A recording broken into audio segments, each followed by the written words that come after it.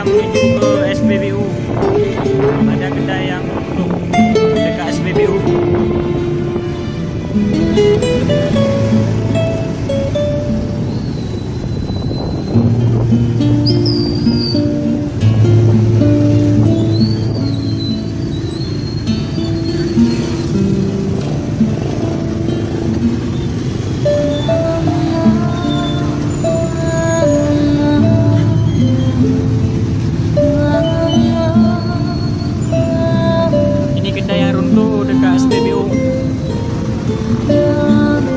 PU Legli.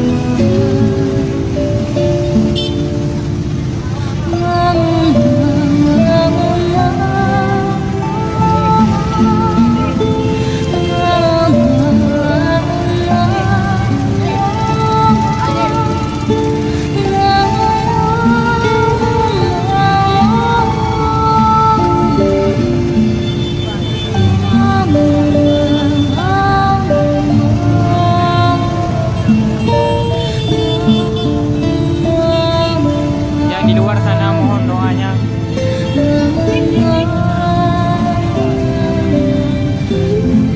Ada saudara kita yang terjebak di dalam reruntuhan.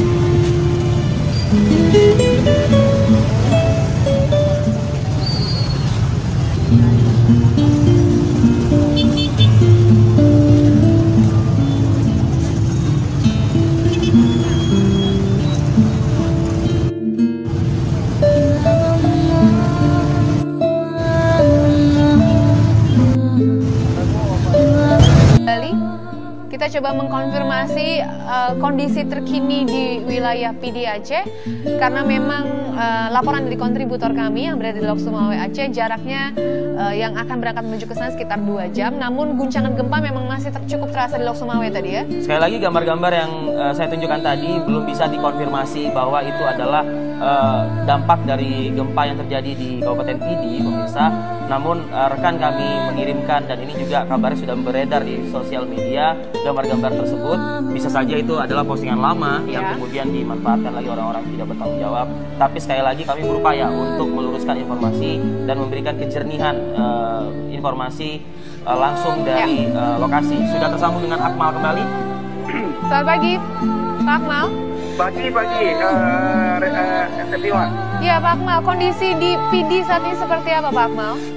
Baik, yang bisa saya laporkan kondisi pada tepat jam 5:03 itu terjadi gempa bumi yang terjadi di pusatnya di Merdu, Kabupaten Pidijaya, Aceh. Sekarang kondisi bangunan ibadah masjid banyak yang roboh rata dengan tanah. Artinya memang ada kerusakan yang cukup signifikan begitu, Pak Akmal? Betul. Ini masjid saya berada di depan masjid Kecamatan Merdu ini. Ini rata dengan tanah. Oke, apa lagi yang bisa Anda sampaikan, laporan pandangan Anda yang terlihat di sana? Baik, bangunan pemerintahan, pertokohan maupun jalan jembatan semua akan turun dari permukaan tanah. Jadi bangunan yang ini banyak yang roboh rata dengan tanah. Juga ada korban jiwa yang meninggal. Ini kami belum bisa pastikan berapa korban jiwa yang sudah kami lihat langsung. Ini sekitar 20 korban jiwa. Pak Akmal, ada informasi yang kami dapat dari BMKG. Ini kabarnya ada 1 orang terluka, 10 rumah ataupun juga ruko ambruk seperti itu. Apakah informasi ini bisa Anda konfirmasi kebenarannya? Bisa. Ini memang realita di lapangan. Saya lagi di lapangan ini. Ini kondisi yang kita rasakan selama ini, yang saat ini memang seperti yang Anda jelaskan yang di media sosial. Jadi yang korban jiwa bukan 10, malah ini belum dapat kita pastikan yang sudah meninggal. Yang sudah meninggal ini di beberapa kecamatan Pringgading dan Merdu sudah mencapai 15 orang. Informasi korban jiwa ini Anda dapatkan dari mana, Pak Akmal? Ini saya langsung saya di TKP ini. Di TKP ya? Kebetulan saya ini orang pramuka peduli Kuarca Pidijaya yang sedang membantu masyarakat yang lagi korban ini. Pak Akmal, kalau bisa Anda gambarkan seperti apa sih getaran pada saat pukul 5:03 pagi tadi? Ini Masya Allah, saya merasakan sendiri. Saya kebetulan tinggal di lantai 2. Tidak bisa berbuat banyak, hanya berpasrah kepada Allah karena kondisi gempa cukup kuat. Beda dengan kondisi waktu tsunami. Kalau tsunami cuma sebentar, ini berulang-ulang kali gempanya. Ada gempa susulan demikian. Pak Akmal, apa yang Anda saksikan pada saat gempa berlangsung dan berapa lama sih Pak Akmal getaran tersebut cukup dirasakan, dan apa yang dilakukan oleh warga masyarakat dari visual Anda pada saat pagi tadi? Baik, yang saya rasakan waktu subuh gelap gulita itu karena listrik mati juga padam listriknya. Masyarakat berhamburan keluar untuk menyelamatkan diri karena prediksi kan terjadinya gempa itu setelah bulan ada tsunami. Insya Allah tsunami-nya tidak ada, cuma gempa demikian. Masyarakat masih berhamburan di jalan raya karena masih trauma dengan kondisi gempa begitu kuat. Ya.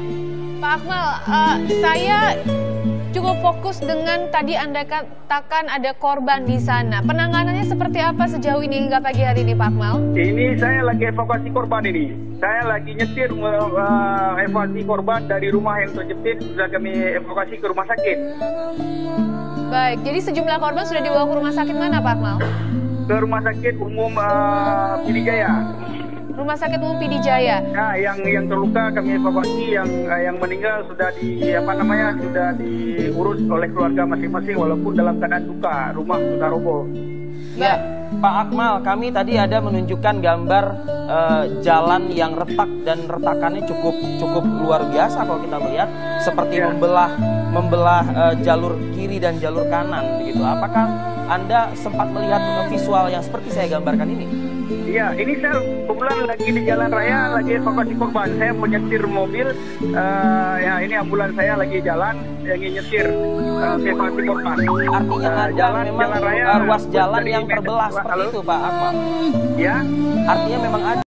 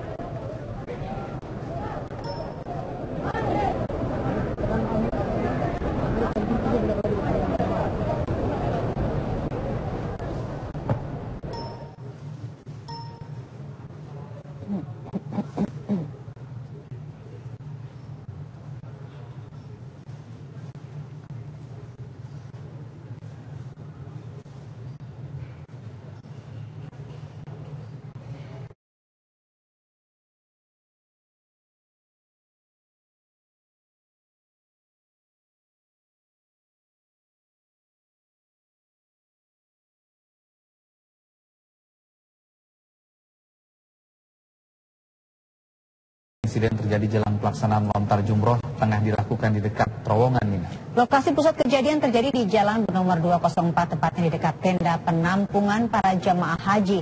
Insiden terjadi di saat seluruh jemaah tengah berdesakan ketika berusaha untuk melintasi terowongan Mina di Mekah. Jumlah korban tewas saat ini diperkirakan telah mencapai kisaran melebihi 300 orang. Sementara jumlah korban terluka bertambah menjadi sekitar 400 orang. Jumlah korban tewas maupun terluka diperkirakan akan terus bertambah berdasarkan laporan dari kantor berita Al Jazeera.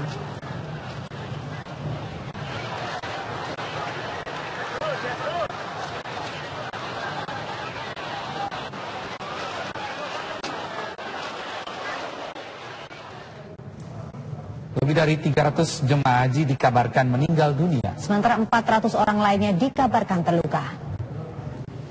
Informasi ini pertama kali didapatkan dari akun Twitter Badan Pertahanan Arab Saudi. Informasi ini menyebar cepat di media sosial. Lokasi insiden ini diketahui berada 5 km di luar kota Mekah. Belum ada keterangan pasti penyebab insiden tersebut. Namun sejumlah keterangan para jemaah haji dalam kondisi berdesak-desakan. Ini ada sebuah informasi dari juru bicara Kemenlu Armanata Nasir, Sinta, yang menginformasikan bahwa pertama kejadian terjadi di jalan menuju tempat lontar jumroh di antara tenda-tenda di Mina. Kemudian yang kedua, awal kejadian karena ada sekelompok jamaah yang tiba-tiba berhenti sehingga terjadi penumpukan dan desak-desakan. Ketiga, kejadian terjadi sekitar pukul 7 pagi waktu setempat. Kemudian keterangan yang keempat, sebagian besar korban adalah jemaah dari Mesir dan Afrika. Jadi memang diduga karena ada yang sempat berhenti, desak-desakan tidak bisa terhindarkan. Keterangan resmi berikutnya itu bahwa ini bukan merupakan jalur yang digunakan oleh jemaah asal Indonesia untuk menuju lontar jumroh.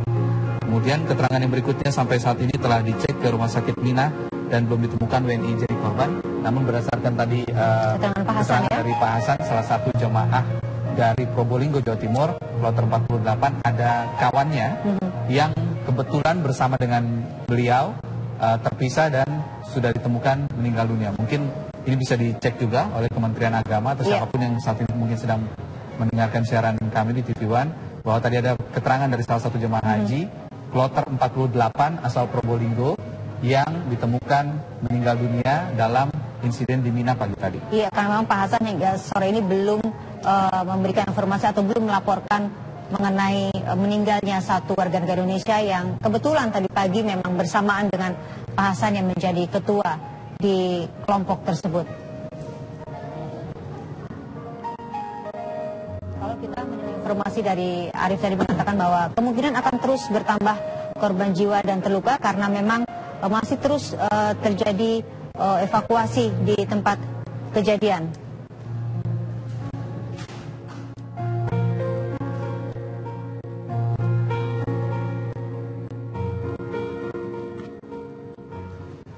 Kini kita akan terhubung dengan Ketua Komisi 8 DPR RI, Bapak Saleh Daulay, yang saat ini sedang berada di sana. Assalamualaikum Pak Saleh. Waalaikumsalam warahmatullahi wabarakatuh.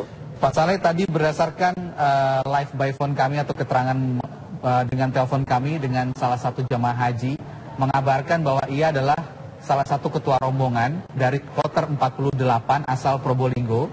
Dia sempat terpisah dengan temannya, kemudian setelah ditemukan beberapa saat kemudian temannya meninggal dunia. Mungkin ini bisa jadi bahan, Pak, untuk kemudian bekerja sama juga dengan Kadaker yang di sana untuk mengecek rumah sakit, karena tadi berdasarkan keterangan dari Bapak Hasan sebagai ketua rombongan, ia belum lapor. Ketika kami tanya, ia belum lapor karena tidak menemukan siapa-siapa mungkin dan juga bingung. Jadi mungkin ini bisa jadi bahan masukan dan informasi juga, Pak Saleh. Ya, oke. Terima kasih banyak ya informasi yang disampaikan tadi. Perlu kami sampaikan, kami sekarang ini tim pengawal teroris sekarang sedang melakukan koordinasi lintas penyelenggara haji di Saudi ini. Saya barusan saja ini berbicara dengan Kepala Operasi Satuan Pengamanan dan Perlindungan Jamaah kita, Letnan Kolonel Muklis, dan beliau sekarang memang sangat sibuk sekali untuk melakukan proses identifikasi. Perlu diketahui bahwa jamaah-jamaah haji yang menjadi korban baik yang meninggal dunia maupun luka-luka itu kan langsung dievakuasi dan dibawa ke rumah sakit yang ada di sekitar kota Makkah. Dan tentu saja proses pencarian jamaah kita itu di mana di rumah sakit itu membutuhkan waktu ya. Dan sekarang ini petugas-petugas kita sedang berusaha dan bekerja keras untuk segera bisa memantau lokasi-lokasi di rumah sakit mana saja para korban itu dirawat ataupun mungkin saja yang sudah meninggal dunia ditempatkan. Baik, Pak Saleh. Tapi perlu Pak Saleh, maaf Pak, harus kita jeda sedikit karena kita sudah harus masuk waktu maghrib untuk wilayah DKI Jakarta. Sekitar ini kita akan kembali dengan informasi Anda, Pak Saleh. Usai azan maghrib. Selamat menjalankan ibadah sholat maghrib bagi Anda yang menjalankannya. Kini kita akan lanjutkan lagi perbincangan kita dengan Pak Saleh Daulay. Pak Saleh? Ya. Iya, Pak Saleh, tadi kita sempat terputus, Pak. Ini banyak sekali menjadi pertanyaan orang, apakah memang ke tempat lokasi kejadian di Jalan 204 itu memang lokasi yang tidak biasa digunakan oleh warga negara kita ketika akan melempar jumroh, Pak Saleh? Ya, ini kan sudah terkonfirmasi tadi dari laporan yang saya lakukan koordinasi dengan pihak perlindungan dan jaminan jamaah kita itu. Memang jalur yang Syarif Al-A'raf itu atau Syarif Al-A'raf 204 itu sebetulnya bukanlah rute rute yang dilalui oleh para jamaah haji kita. Itu adalah rute yang dilalui oleh jamaah Turki dan Mesir dan beberapa negara Timur Tengah. Nah, karena itu memang kita berharap bahwa jamaah kita tidak begitu banyak menjadi korban. Kalaupun ada korban dari jamaah kita, saya kira ini adalah jamaah-jamaah memang yang memisahkan diri dari rombongan-rombongan yang semestinya. Dan tadi malam ketika tim pengawas DPR RI itu melakukan perjalanan dari Arafah menuju Musdalifah, memang kita melalui jalur ini, jalur Turki ini. Ya, jadi kita melihat memang jamaah haji itu luar biasa banyaknya, yang baik yang melalui kendaraan bis maupun yang berjalan kaki. Dan jalan kaki luar biasa banyaknya. Sehingga memang tadi malam itu juga macet total ya ketika mobilisasi massa perpindahan dari Musdalifah menuju Mina. Dan kami meninggalkan Mina itu menjelang subuh tadi malam itu menuju Mekah untuk juga memantau di sekitar Masjidil Haram karena diduga banyak juga jamaah kita yang langsung melakukan tawaf ifadah di Masjidil Haram. Dan memang persis seperti yang kami duga, ternyata banyak sekali jamaah kita yang sudah sampai di Masjidil Haram dan melakukan tawaf itu. Nah, jadi sebetulnya ini koordinasi yang seperti ini ya saya kira itu menjadi sesuatu yang menjadi sangat penting ke depan yang kita lakukan sehingga jemaah kita tidak ada yang katakanlah memisahkan diri dari rombongannya. Dan perlu disampaikan juga kepada seluruh pemirsa sekarang ini para petugas-petugas pengamanan kita ini sekarang sedang melakukan monitoring langsung ke rumah sakit di mana para korban itu dirujuk. Ya, para korban kita ini banyak yang dilarikan ke rumah sakit yang berada di kota Mekah hari ini. Dan sampai sejauh ini kita belum mendapatkan data konfirmasi yang valid ya dari otoritas Saudi. Dan sampai hari ini juga kita melihat bahwa ada pertambahan jumlah korban. Tadi pagi pertama sekali dirilis itu ada 150 jumlah korban jiwa. Kemudian 1 jam kemudian bertambah menjadi 220. Dan sekarang ini sudah mencapai 310 korban jiwa. Dan tentu ini menjadi sesuatu yang sangat kita perhatikan. Dan untuk itulah maka kami mendesak pada pemerintah Indonesia yang bertugas di sini, petugas-petugas PPIH kita untuk segera melakukan pengecekan rumah sakit yang ada di mana jamaah-jamaah itu dirawat, kemudian ditempatkan karena yang sudah meninggal dunia. Dan kami berharap bahwa 1-2 hari ini jumlah korban jiwa yang ada itu sudah resmi bisa dikeluarkan. Ada satu hal yang menjadi catatan kita, saya kira adalah bahwa otoritas Saudi ini biasanya ini agak sulit untuk membuka langsung akses kepada kita untuk melakukan identifikasi kepada seluruh korban-korban yang ada itu. Meskipun yang datang itu adalah para petugas-petugas resmi dari negara-negara yang ada. Dan sampai hari ini juga perlu disampaikan, masih ada 1 orang jamaah haji kita itu yang masih hilang akibat korban kren yang kemarin terjadi di Masjidil Haram. Jadi jamaah haji kita itu bernama Janiro binti Gadumbang, itu berasal dari kloter 9 Medan, embarkasi Medan, Sumatera Utara. Dan sampai hari ini itu belum bisa kita konfirmasi keberadaannya di mana, dan sampai hari ini dinyatakan masih hilang. Nah ini adalah bukti di mana bahwa memang proses identifikasi itu membutuhkan waktu. Nah karena itulah maka yang paling mungkin dilakukan sekarang ini menurut kami, dan kami sudah meminta kepada pemerintah kita di sini untuk melakukan beberapa langkah-langkah yang bisa dilakukan. Yang pertama adalah menghubungi kepala-kepala sektor yang ada, yang sekarang semuanya ada di Mina, untuk mengumpulkan seluruh ketua-ketua kloter.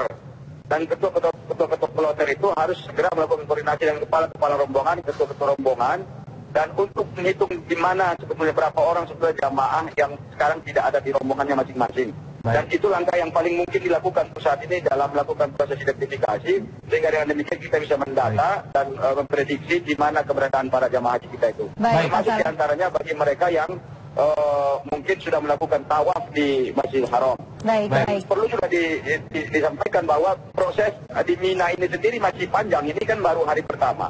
Hari kedua besok itu masih ada yang untuk nafar awal itu masih ada proses untuk pelontaran. Dan untuk yang bagi nafar sani sampai tanggal 12 Zulhijjah lusa itu masih ada proses pelontaran yang akan dilakukan. Dan ini memang harus betul-betul diawasi sekali. Baik. Terima kasih Pak Saleh untuk informasinya. Kita berharap di rumah sakit rujukan tidak ada satupun warga negara yang akan menjadi korban. Terima kasih Pak Saleh. Amin.